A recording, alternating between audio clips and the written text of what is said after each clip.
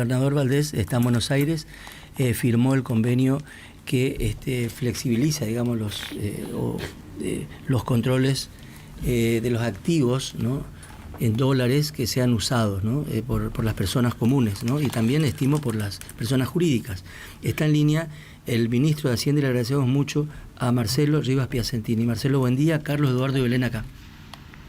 Hola, buenos días. ¿Cómo andan ustedes? Muy bien. ¿En qué consiste este convenio, ministro? Bueno, eso, digamos, obedece a un convenio que lo propone el Gobierno Nacional a todas las jurisdicciones provinciales, que tiene que ver un régimen simplificado, básicamente con algunas similitudes en lo que fue el blanqueo de capitales de hace poco tiempo atrás, de algunos meses atrás, y que tiene la posibilidad en esta edición, por llamarlo de alguna manera, de volver a incorporar, digamos, al sistema financiero formal algún dinero que puede llegar a no estarlo actualmente.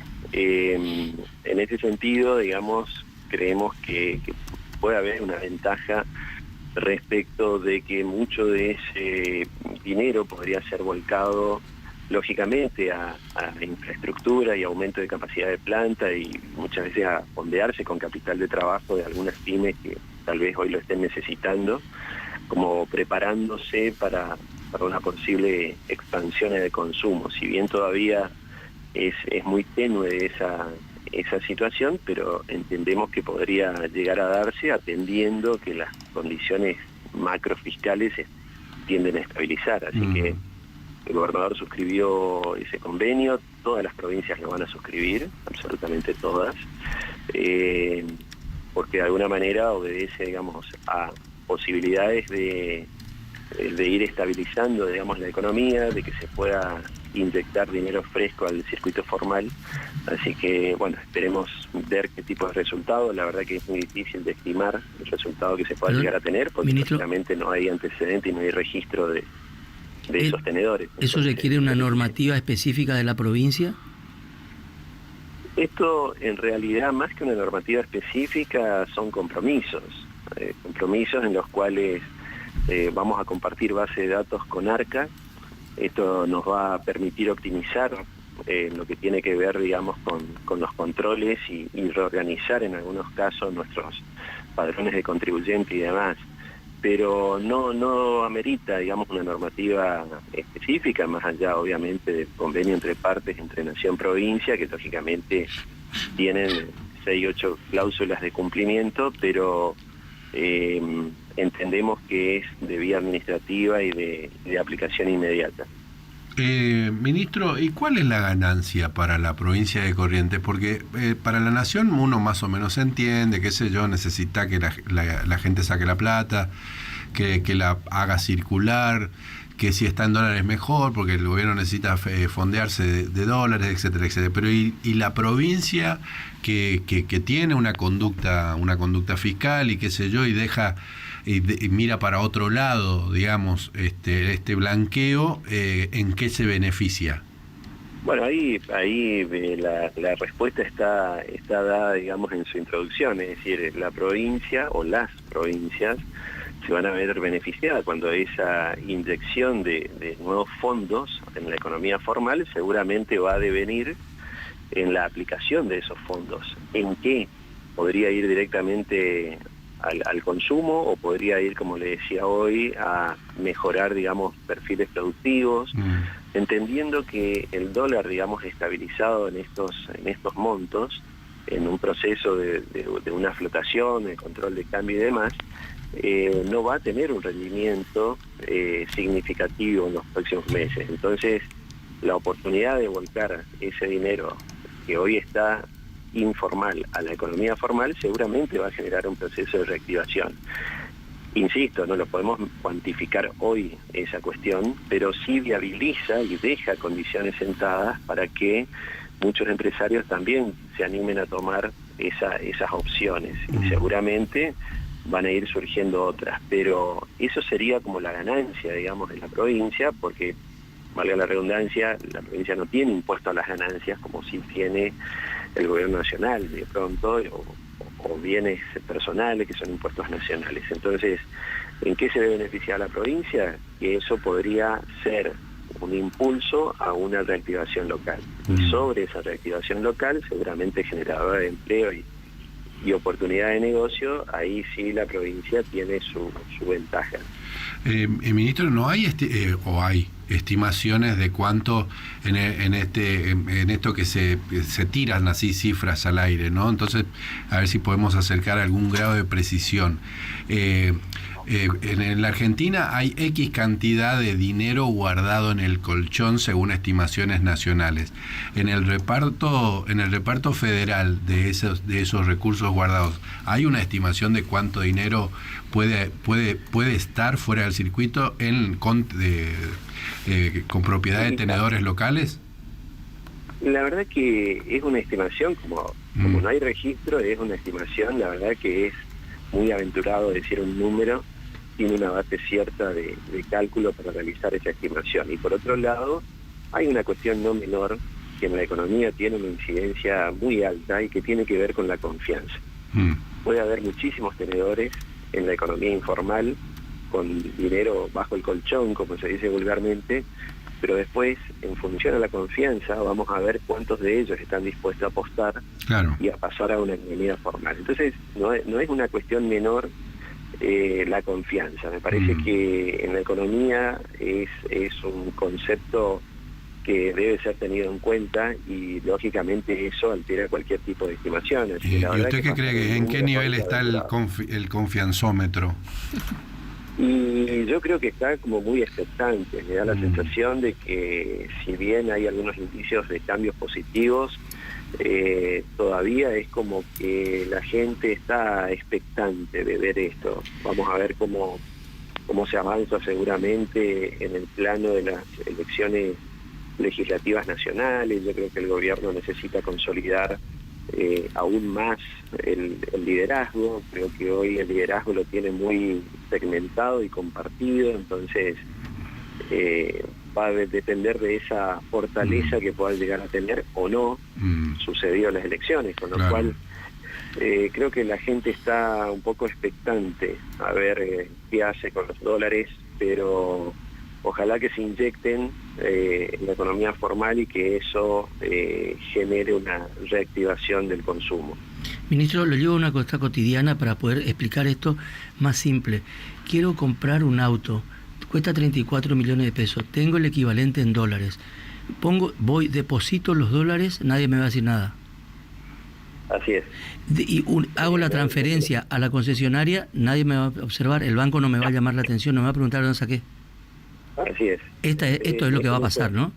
Eso es lo que va a pasar, Hasta $100.000, más o menos.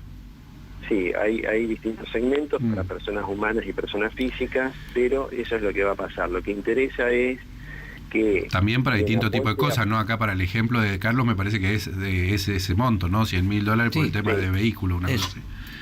Exacto, con lo cual acá lo que va a acontecer, insisto, me da la sensación y es una opinión absolutamente personal, vamos a ver los niveles de confianza en función a la adhesión que pudieran llegar a tener en esta segunda oportunidad, porque digamos esto no deja de ser algo muy similar a lo que fue el blanqueo anterior, con lo cual lo que se pretende es absorber y pasar al mercado formal todo aquello que no haya ingresado en el anterior y lógicamente que se sabe que está fuera del sistema. Así que ojalá que la confianza sea leída en buenos términos por parte de los tenedores de dólares, se pueda incorporar.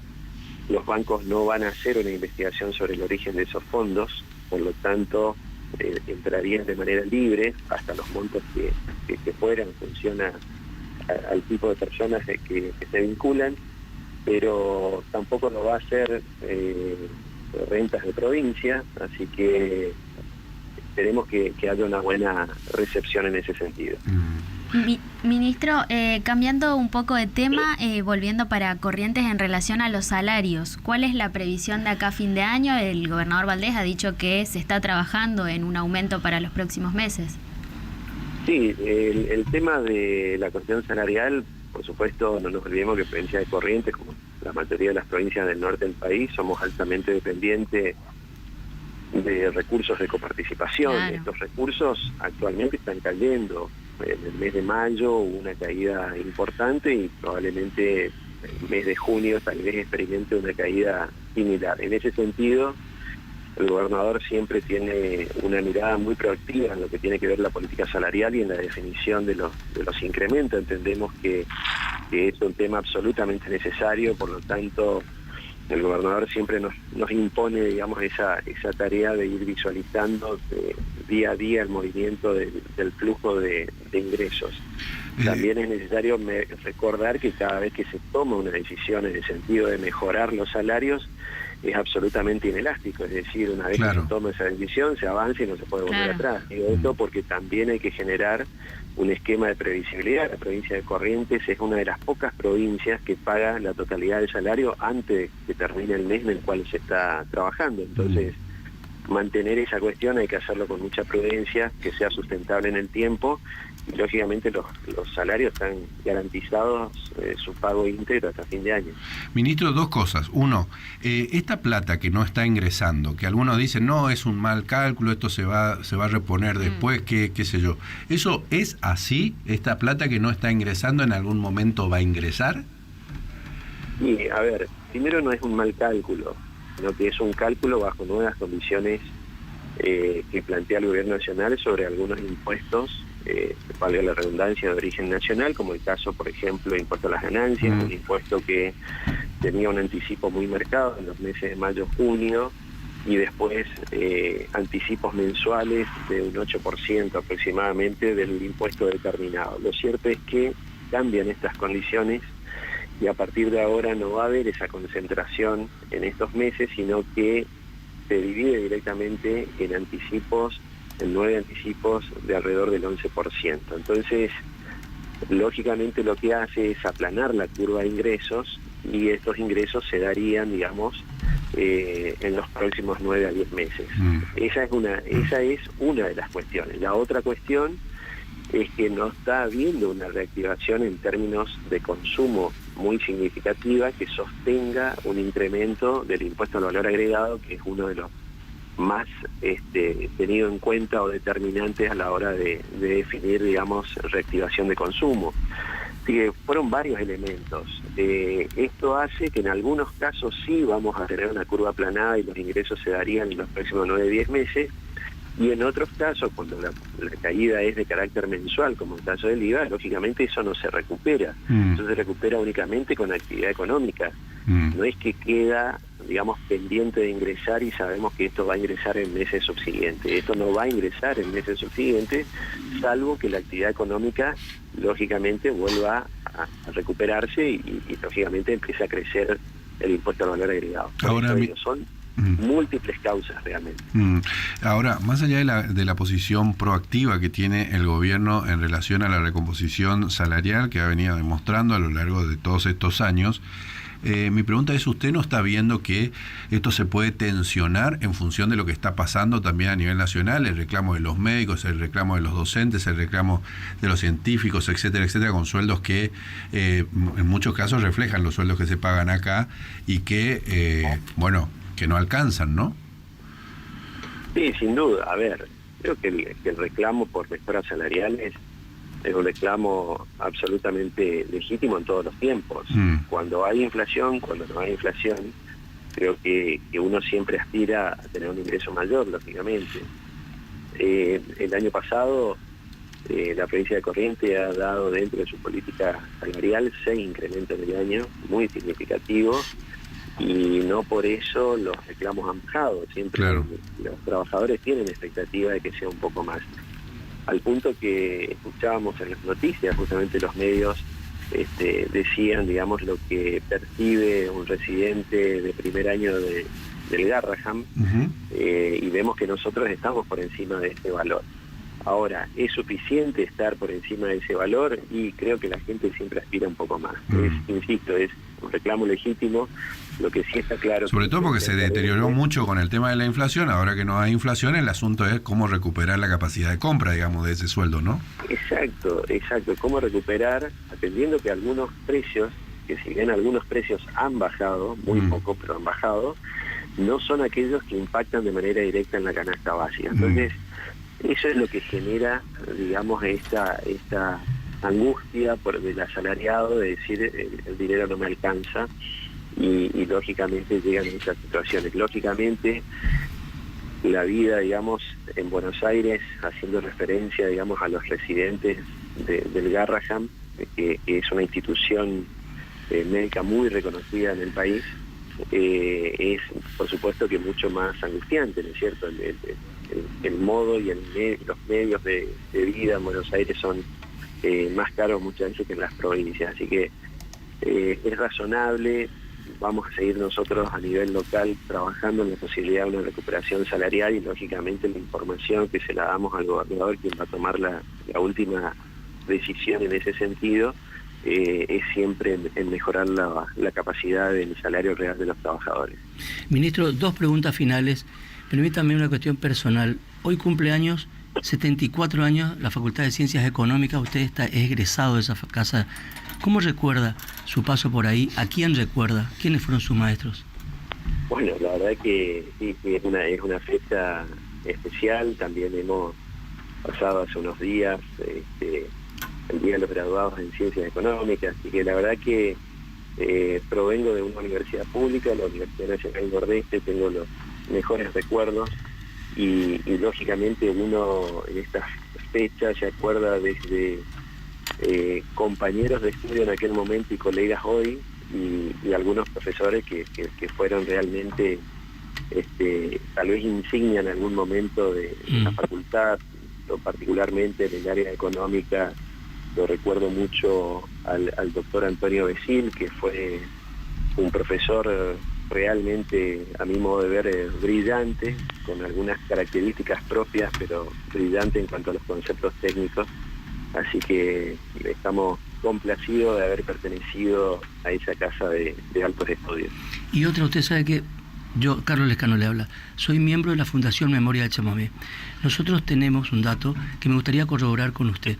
Sabemos que usted tiene un auto muy valioso para el chamamé, que es el auto de Montiel. ¿Es verdad? Sí, efectivamente. ¿Puede contarme la historia, por favor? Bueno, podemos conseguir unos dólares, pueden salir del colchón y recuperamos la reliquia. No, digo porque además se lo ve porque participa de los paseos que hacen, ¿no? Ellos. Cuénteme, por favor, la historia de ese auto. Bueno, en un tiempo yo tengo un hermano mayor que vive en la ciudad de Paso de los Libres y he ido a trabajar 5 años, ni bien recibido, de contador público a Paso de los Libres y estuve por intermedio de mi hermano tener acceso a llegar a ese vehículo, un vehículo que estaba en muy malas condiciones en aquel momento. ¿Qué vehículo es? Es un Chevrolet Impala del año 1959. Bueno, con el tiempo lo he ido recuperando gradualmente y bueno, ahora se encuentra en buenas condiciones y bueno, tiene la particularidad que el segundo dueño de yo soy el cuarto dueño, pero el segundo dueño de este vehículo fue tremendo vehículo, ¿no? Tremendo vehículo. Sabe que manejaba él, ¿no es cierto? Habitualmente manejaba él mismo. Eso es el auto que él se movía, sí. Tenía dos vehículos, una camioneta Chevrolet y este vehículo. Él se manejaba. ¿Es un auto cerrado o es descapotable? No, es cerrado, es una versión de 4 puertas, es cerrado, pero bueno, con las dimensiones de los autos americanos de aquella época. Claro, por metro. 6 personas. Por metro se vendería ese auto hoy, ¿no? Ministro, desde la Fundación lo vamos a convocar cuando hagamos algún homenaje a Montiel, ¿no? Porque es muy valioso eso. 1000 historias hay en torno de ese auto. En ese auto viajaba habitualmente, en ese auto llegaba acá a Corrientes y paraba en su casa ahí de calle Santa Fe y estaba plagado él iba con sus músicos en ese auto, ¿no? Así que bueno. Así es. Sí, muchas gracias, ministro. Gracias a por este recuerdo también. Gracias. Bueno, muy amable. El ministro de Hacienda de la provincia, Marcelo Rivas Piacentini. Así que salió también esta parte de egresado de la Universidad Pública y también dueño del auto histórico de Ernesto Montiel. A ver.